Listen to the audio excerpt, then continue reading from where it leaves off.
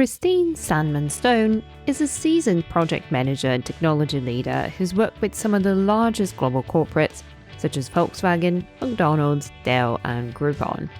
After more than 35 enjoyable years in the industry, she recently decided to do it on her own and launched her own consultancy, Deliver at Scale.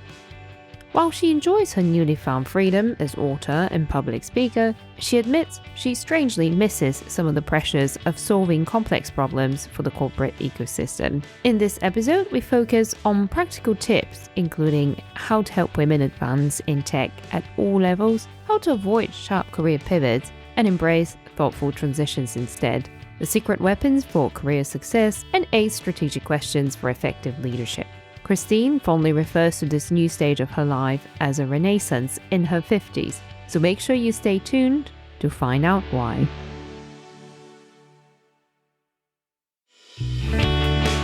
The turn signals is us letting people who like us know that we're thinking about going someplace different.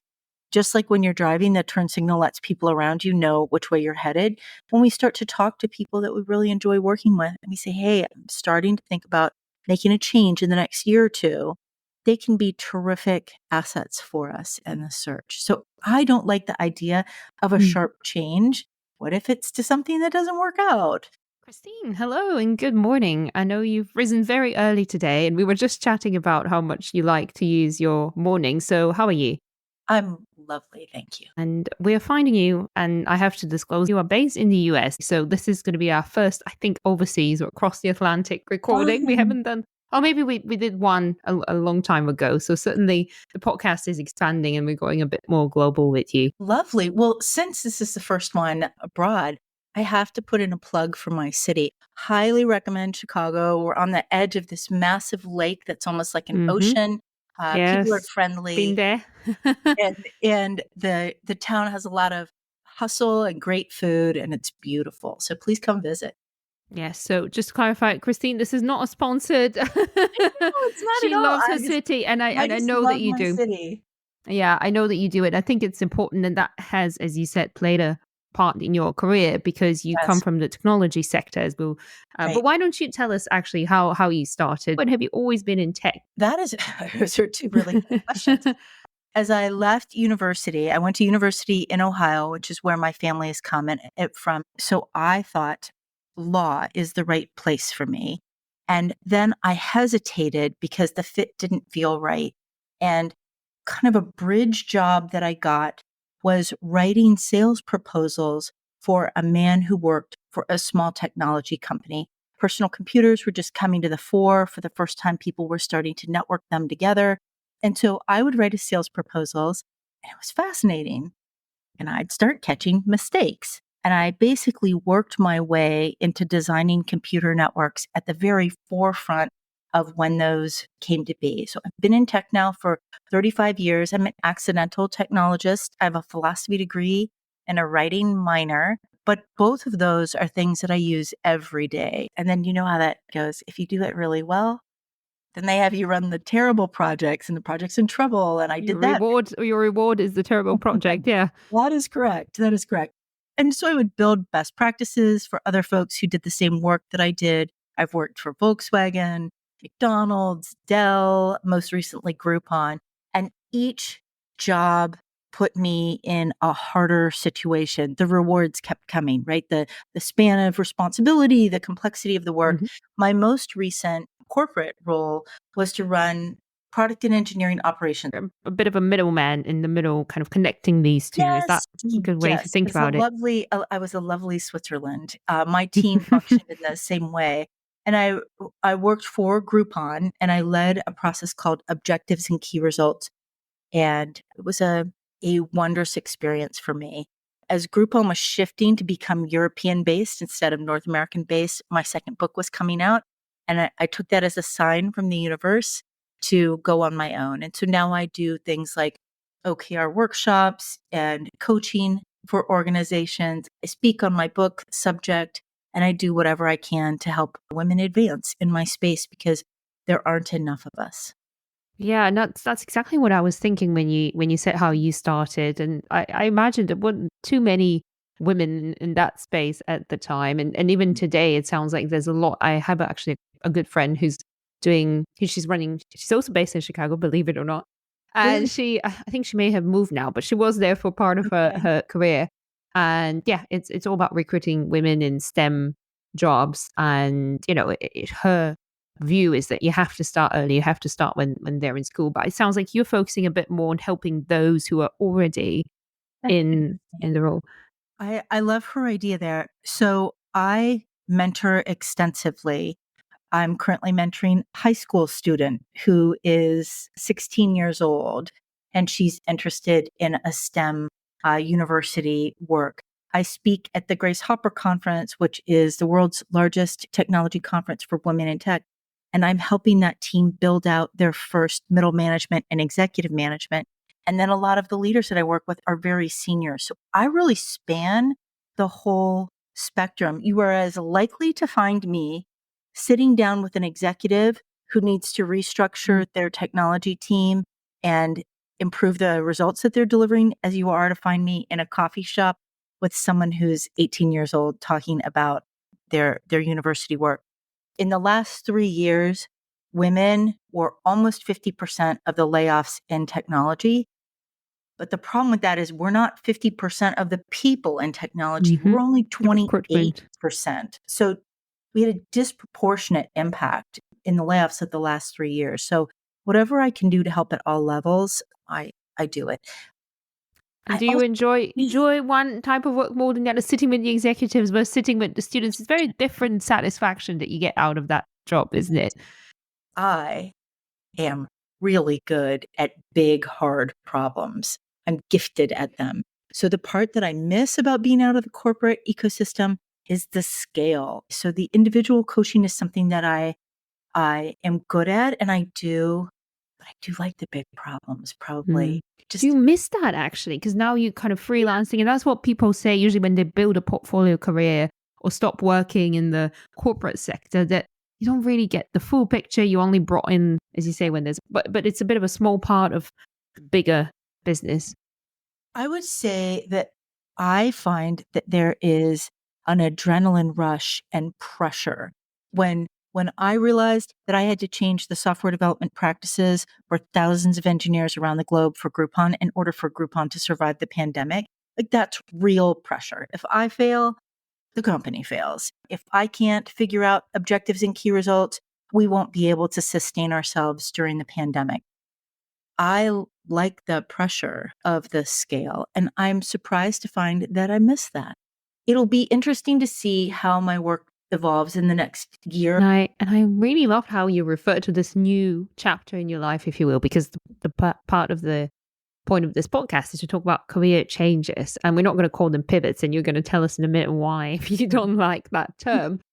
Yeah, maybe let's go with that because I really like you when you said let's not call it pivots. What's the issue with career pivots, and why is what you're doing a little bit different from Right, a right. career pivot?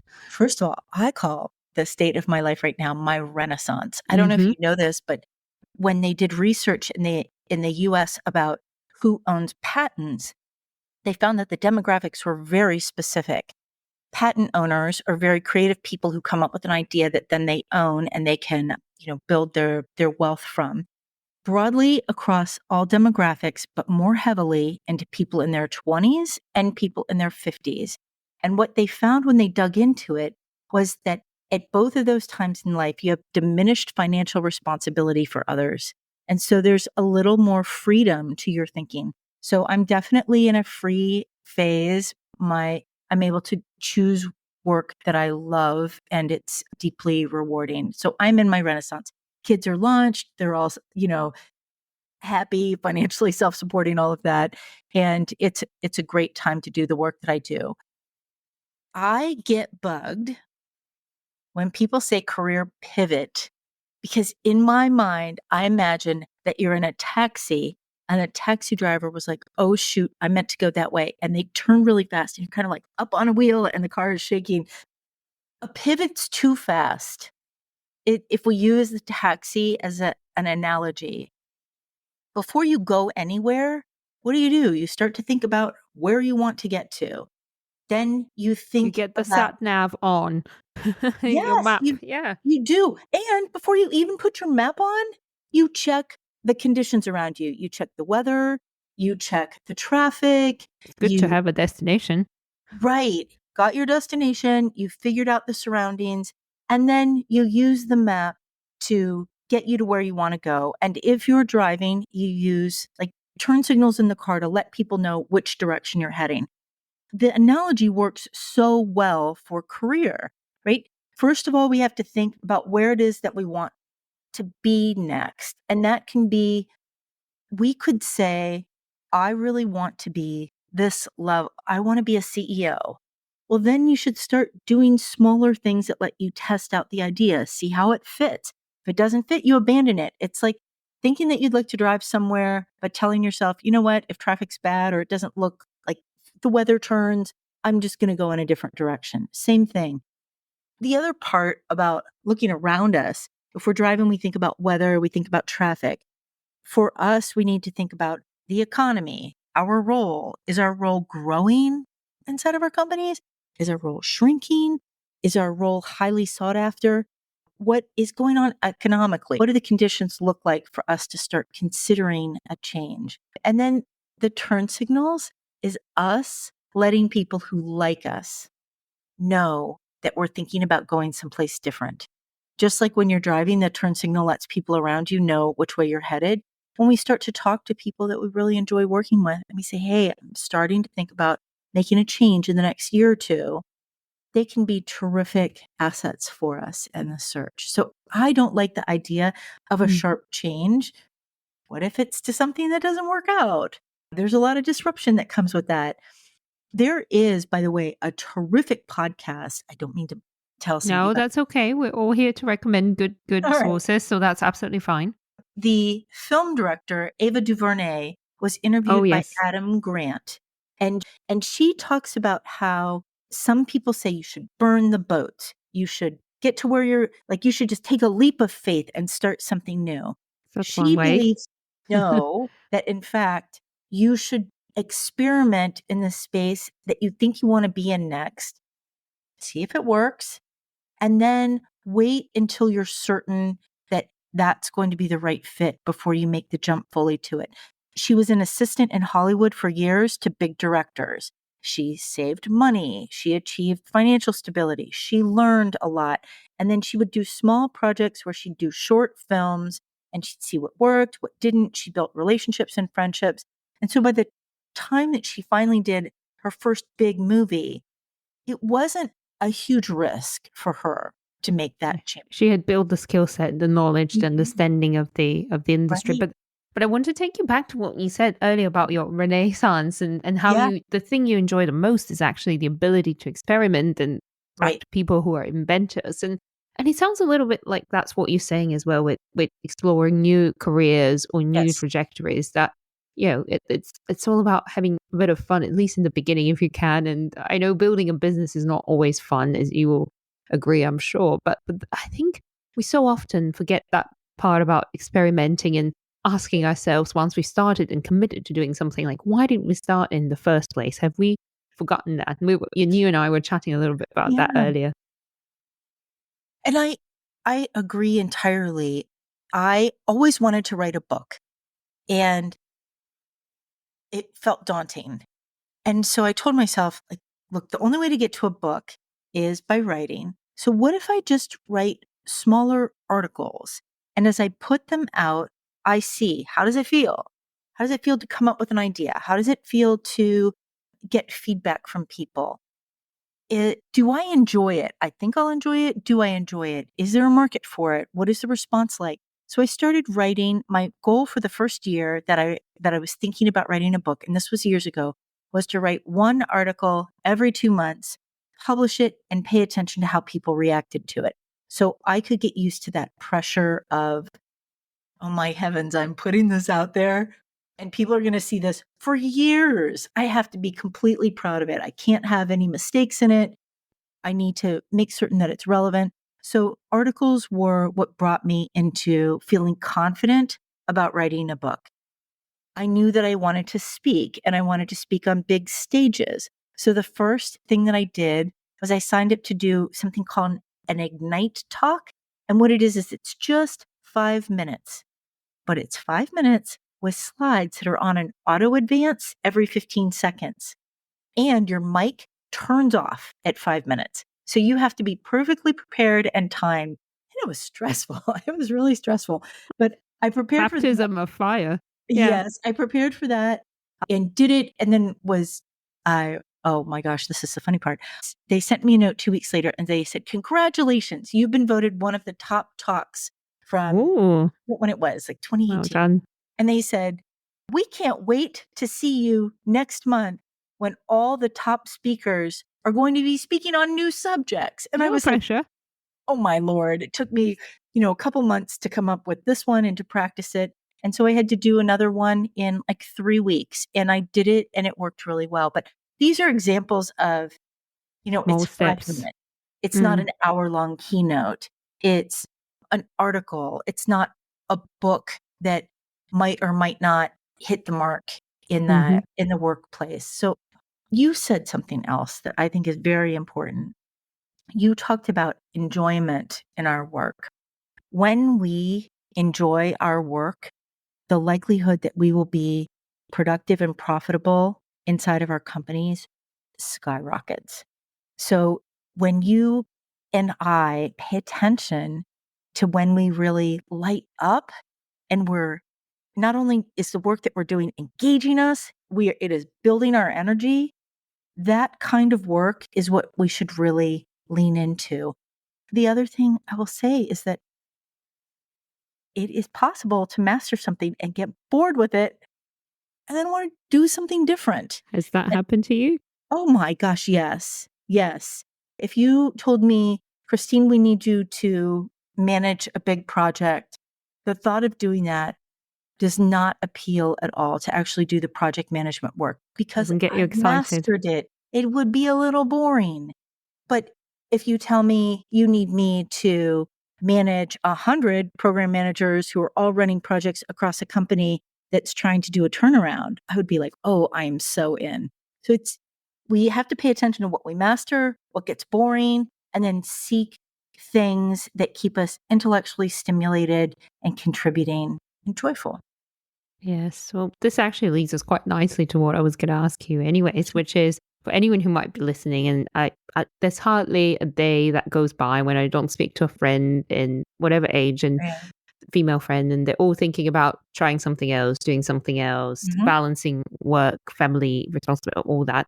Yep. So, how do you have on the basis that you've done a few changes, not pivots as we clarified, changes? How Yep. do you know when it's time to move on and do something else? And when is it worthwhile sticking around? Because I think sometimes people also feel the pressure to change Good just because of question. the passing of time rather than because there's actual reason to do that. So, first, it is completely acceptable to be in a spot where you say, this is the right spot for me, and it's going to be the right spot for me for a while. Not everyone should be constantly climbing a ladder, especially if you don't like people. You should never seek being a manager of a team because it is sheer misery for people who don't like other human beings. And I love other human beings and their growth. So I thrive in that spot. So I would say, first of all, don't just advance for the sake of advancing. Secondly, years ago, I had to get a project approved. I was at Volkswagen and I had to get my project approved by finance. So I go into the finance offices and I wanted someone to proof it and give me feedback before the official submission. And there was a new fellow there and he was an older gentleman and he was wearing a cardigan sweater and he was very sweet.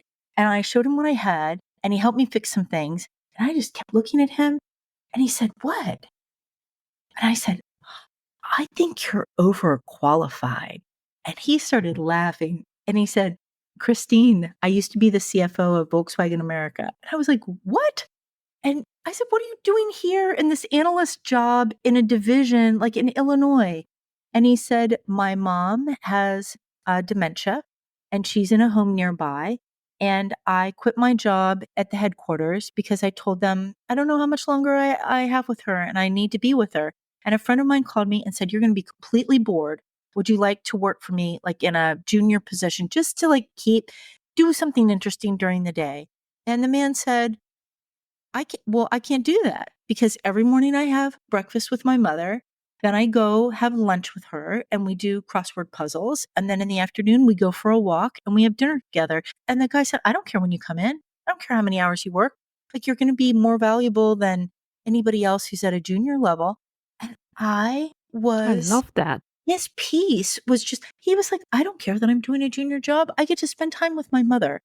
And there was a time when I had 4 kids under the age of 8 where I deliberately chose to stay in project management roles when I had already mastered it. But for me, I was able to set my own schedule because I didn't have a team reporting to me. I was able to determine when big meetings for the project were going to be, and they just happened to work out when my kids were in school. And my husband also had to travel internationally. So for me, that was a perfect place. So if you are happy where you are, stay where you are. Or there are reasons why, as you just Right, gave as an there's a example. reason why I'm here. That said, so those are, that's a story about staying inside of a company. I would say the number one reason to leave a role is boredom. If you have mastered it and you feel like you're not learning, growing, enjoying, that means that if your company for any reason has to let you go, you're going to be a poor candidate in the job market because you haven't been doing anything fun to talk about for the last while.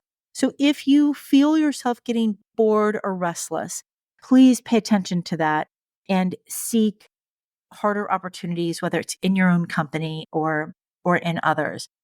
Another thing to keep your radar up about is, how is the company doing? If the company is struggling and key indicators are bad, start investigating the market because you don't want to get caught by surprise if something bad happens to the organization.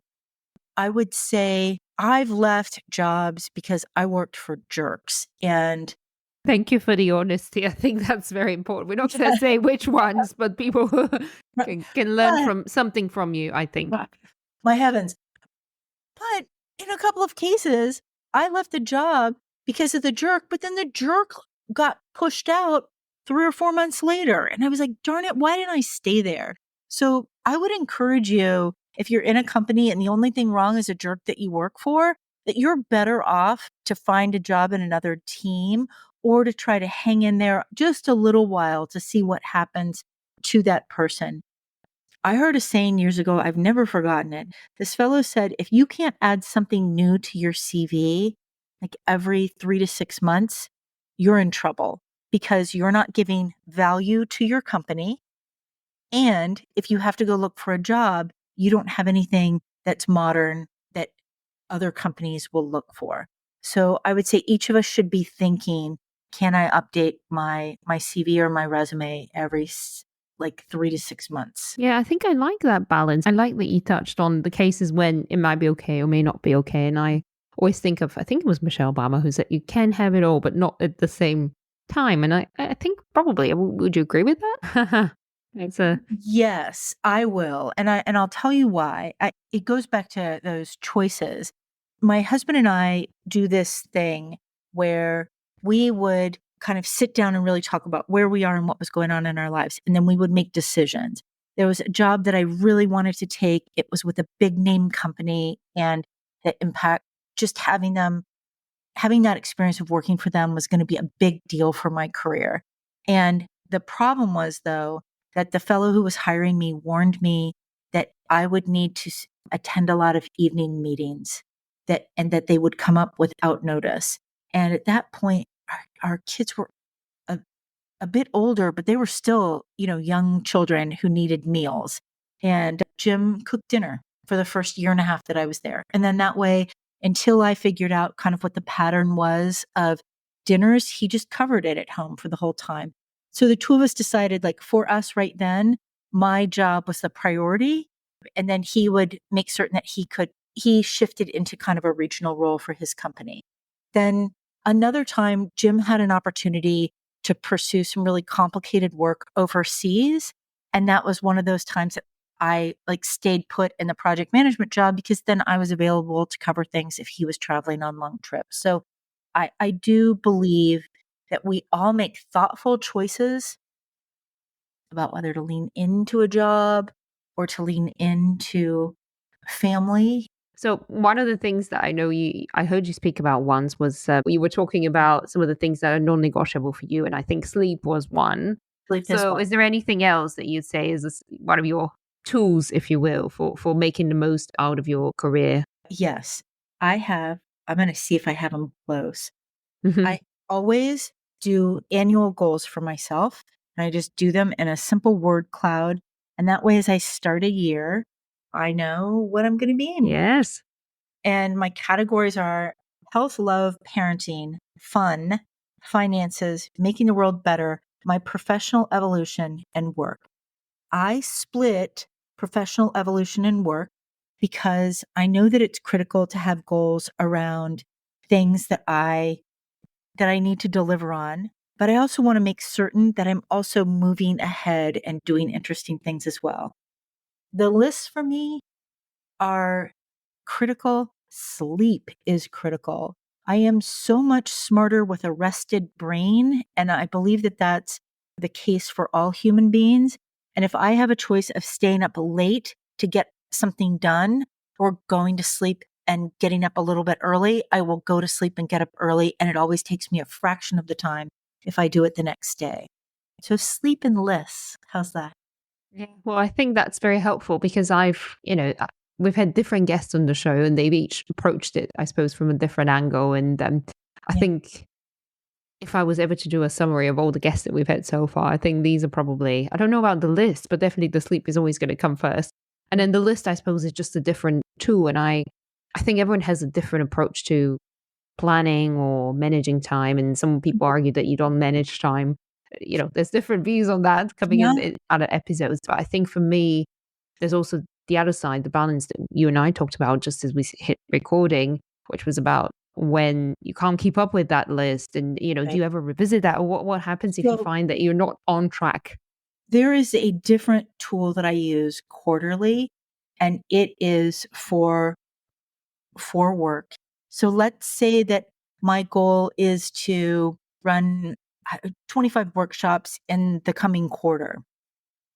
Then I will list who are the groups that I'm working with who are most likely to collaborate with on workshops. And I will list the one most likely down to the least likely so that I know exactly what I'm doing. And if there's things that are coming up, I slow myself down and I say, wait a minute, like this is work and it seems really important, but it has nothing to do with delivering 25 workshops in the quarter. And I will stop it. I will put it in a different place. Not be easy stopping. No, but it is the most like when you are I'm going to use project management as an example. Young project managers learn to complete projects. Seasoned project managers learn to stop projects. They know why the project was Okay. started in the first place. And if the project doesn't look like it's going to make the company money or achieve its goal, they will stop it in the middle. And people will say, oh, but we've already spent $500,000 on this. And a great program manager is going to say, right. And it's not going to have the outcome or it's not going to make the date. And why would we waste another 500,000 on it? It needs to stop. And if there's one thing that I would tell everyone who's listening, it matters more that you get 2 excellent high impact things done than you get 15 things done. And we need to be cognizant of that and careful because especially for women, we seem to do what's called non-promotable work. So We we like do to it do it once, all, and we don't even know how it ended up on our list. right? And I'll tell you a secret. It took me a while to learn this. Just don't do some things. Wait and see if anybody hollers, makes noise. If they don't make noise, they didn't really need it. It's shocking how much stuff we get asked for that never really comes to be needed. Yeah, I've actually had things on my list for a year, and then I was like, well, I haven't done it, so maybe I shouldn't even think about doing it. If it was important, I would have done Right. it ages Right. ago. I took The over nice to haves. I took over a new role and I'll leave the company name out of it, but I took over a new role at a company, and I had people come to me in the first week and they would say, "This request has been in backlog for 18 months." And I said, "Well, if it's been in backlog for 18 months and no one's gotten fired, it can't be that important." And so we actually did this thing called Clear the Backlog, where we went back a certain number of days and we kept everything that was new since that date and we just deleted the rest of it and rebuilt. And it was a great way to really clear the decks for everyone to focus. And I suppose you could apply that to your personal life as well. It's a nice metaphor if you, even if you're not a project manager or someone who I works agree. with deadlines or Yep. deliverables in that exact format.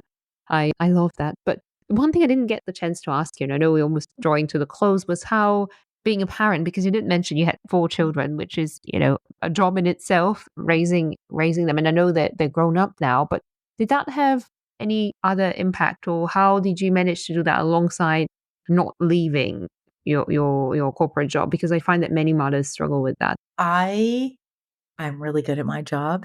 And so each time that I would have a child, I would negotiate for flexibility in my schedule or where I was working, where I was located, so I could stay involved with work. And that was critical to my career. It's not for everybody, but it was critical for me. And then that, instead of taking a block of time off, I got to have flexible time, across their childhoods to be with them. I had a lot going on in my life that my male counterparts didn't. I was the only woman at that level in my organization. And so I ferociously focused. I did say yes to the big projects, but then I said no to a lot of little ones. So I was very strategic about what I took on and about what I executed, and I kept doing it well. But I also recognized, I'm not gonna be staying here until 9 or 10 o'clock at night. I need to leave. And so because of that, I would choose the key projects, and it really made a difference for me. I also take a lot of shortcuts. I wrote a book about those shortcuts. I would do things like tuck my kids in at night, and I would have dressed them in their clothes to go to school the next day. Because that way when they woke up in the I love morning, that. and it saved me like 20 minutes in the morning. So there's some things like that. Little hacks. Yeah. Yeah. So can you, because you mentioned your book. So if people wanted to find out more about your work and your books, what's the best way of connecting? You have your website. I have my website, and that's deliveratscale.com. And so you can find out about me, about my speaking, my advisory work, and the books are there. Both of my books are on Amazon. The first book is called The Parent Track, and it's work-life balance hacks to elevate your career and raise good humans. And I know you can achieve both. And the second book is called The Modern Management Mentor, and it's practical tools for people who are leading teams. And my collaborator was a 29-year-old technologist who asked me what book to read when she got a management job. And this was a result of us collaborating in her first year and all of the tools that I shared with her that I had learned over my career. And I'm deeply proud of the book. So this book, as I understand, is not just for people working in tech necessarily, but anyone No, no, no, no. leading a team can learn from that. Yeah. Managing anything. Yep. Yeah. And including if you're a mom managing your family, I guess. But then maybe it's the first book. But So most of us, when we manage teams, we fumbled for the first year. And that is a potential place of profitability and profitability for our companies and success for us. yeah, because I think that's one of the things that people often underestimate. You can be very good at your job, but that doesn't necessarily mean you're ready to lead a team. And nobody taught Right. you how to lead a team. And Completely most different. people, even if they're well meaning, just don't know where to start. Right. They're like, you're the best salesperson. You should manage salespeople. Mm-hmm. Oh my golly. Completely different. Yeah, yeah, yeah.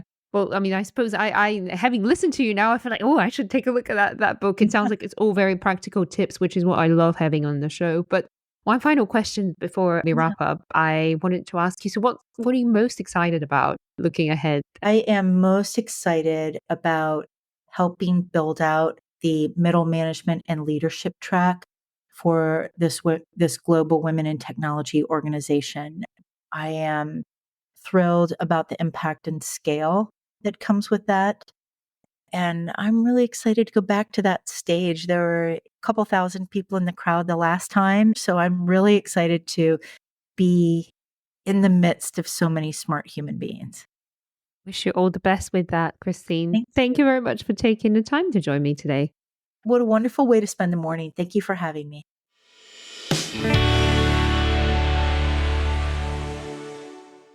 There's just so many things that I loved about this episode. I really love it when we get down to the practical tips straight away. The other thing that I also love is a good traffic metaphor, and I've used some of those before, and you might remember in episode 3 where we had Jan Rees going round and round and round in her metaphorical roundabout, considering whether it was time to make a move and change her job. So again, I love the pivot metaphor that Christine was using. In fact, I heard her talk about this at a different forum, and immediately I knew that this was someone that I wanted to have as a guest on the show. So I loved all of the main takeaways from that interview, especially her reminder to do small things that prepare you for the next role. The reality is that not everyone is cut out to take big risks, and to be honest, I'm not one of those people either. What works for me is focusing on small steps that are bound to take me to success. I think you might also recall us speaking with Vicky Louise in the very first episode of the season and how she went against all advice and submitted her resignation immediately after meeting with a coach that inspired her, despite that coach advising her not to do that. But that was her personality, that was her life, that worked for her, and that's great if it does for you. But if it doesn't, then Christine gives you some very good alternative ways to build your confidence over time. Overcome fear and procrastination by just getting your brain that much more comfortable with the experience. Be realistic on how much you can achieve on day one. I think that has been one of the topics that I've struggled the most with. We're always told by popular coach to go big or go home. But I think that's a very masculine energy approach to doing things. And if it doesn't work for you, then try the feminine energy way. And what is that, you might ask? Well, for me, that's all about finding joy and energy. Christine and I touched on this when we talked about how this is really always the best sign on whether you should be leaning more into an area or not, and that you should be seeking things that ultimately keep you stimulated and joyful. The reality is that you have to be thoughtful about when you lean in and when you lean out, as Christine said, and make deliberate choices when to stretch and when not to. And I'm really glad that Christine opened up and talked about her experience as a mum of 4 and the importance of having a partner who's sharing your vision and is there to support you. And in her case, she was very lucky because together as a team, they made conscious choices about when to lean into family and when to lean into a career. So if you are into that situation where both partners have very successful careers, it's important to think about that fine balancing act and the reality that flexibility is just key. And even if you're staying in your corporate job, you can still be smart about it. Many women that I speak to want to leave their jobs thinking that being a business owner, running your own business is going to give them more time, and it might, but it also might not. Find what works for you. There are many ways that you can find more flexibility if you have an employer that's ready to listen. And finally, if I will leave you with any thoughts or any tips or recommendations, it's always these 3 that really stood out for me. What is your number 1 reason for wanting to leave? Don't wait until you get bored. That is the stage when it becomes really hard to seek opportunities. I loved her reminder that you should be expanding your role every 3 to 6 months. And if you're not, it's going to be really, really hard for you to find that next opportunity. Then think about the work deliverables and professional evolution separately. And every time you raise your hand, as I know many of us good girls like to do, take on a new project, think about how is this helping me with my ultimate goal and where I want to be. And finally, another fantastic reminder from Christine, it's just about being like a seasoned project manager, knowing when to stop with pointless tasks, knowing when to stop with something that doesn't bring you joy. It's important to say no, it's important to have boundaries, and sometimes the hardest thing is to say that to yourself and your own monkey brain. Trust me, I speak from experience. So I love Christine's reminder that the middle age brings a whole new level of freedom for those who are ready to seize that. My next guest is another excellent example that reinventing your career and finding joy doesn't always have to involve leaving the corporate world. Quite the opposite. Portfolio manager and ethical farmer Tatiana Grail Castro is making sure that she keeps her seat on the table so that she can bring about change in the way we connect with nature. To find out how she combines her two seemingly different passions, listen to our next episode coming out in a fortnight.